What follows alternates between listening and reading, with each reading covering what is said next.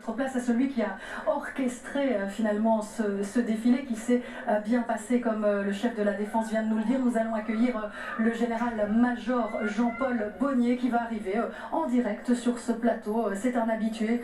Bonjour général. Bonjour. Voilà, vous venez d'orchestrer ce défilé. Comme je l'ai posé au général Vansina, comment ça s'est passé ? Je pense que c'était un beau défilé. Nous en avons profité pour montrer que nous nous modernisions, que nous utilisions le budget qui nous est attribué à bon escient. Vous avez vu les drones.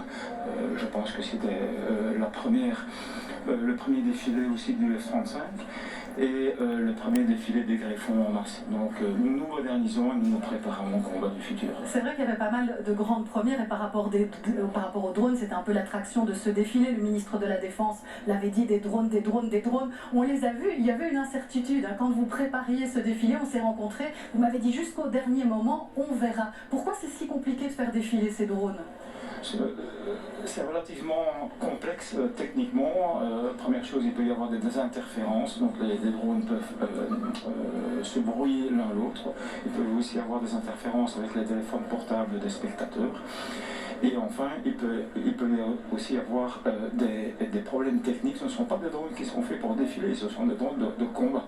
Donc défiler en essaim de manière ordonnée et bien alignée, ce n'est pas nécessairement simple avec ces drones. Voilà, et tout est finalement orchestré comme du papier à musique lors de ce défilé que vous répétez, que vous préparez. Et cette année, vous aviez décidé un petit peu modifier ces répétitions. On oublie la caserne de Petit, on est venu ici, sur cette place des Palais. Pourquoi avoir initié ce changement ?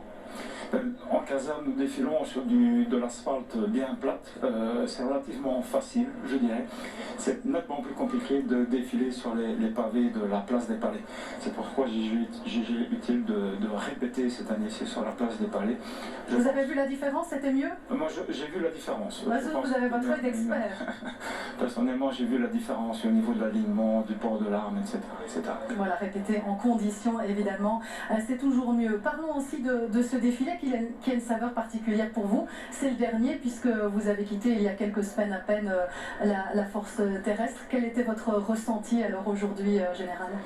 C'est un petit peu émouvant pour moi, évidemment. Un quatrième et dernier défilé comme commandant des troupes, donc j'ai mis un point d'honneur à tout ce que se passe bien. Mais c'est avec fierté et confiance que je cède le flambeau pour l'année prochaine au général-major Van Putem, le nouveau commandant de la force terrestre. Voilà, et qu'est-ce qui va se passer pour vous pour la suite ? Parce que votre carrière n'est pas finie. Je sais que vous avez des projets au niveau européen, c'est ça ? Oui, donc je suis devenu représentant permanent de la Belgique au comité militaire de l'Union européenne, puisque l'Union européenne mène également des opérations militaires.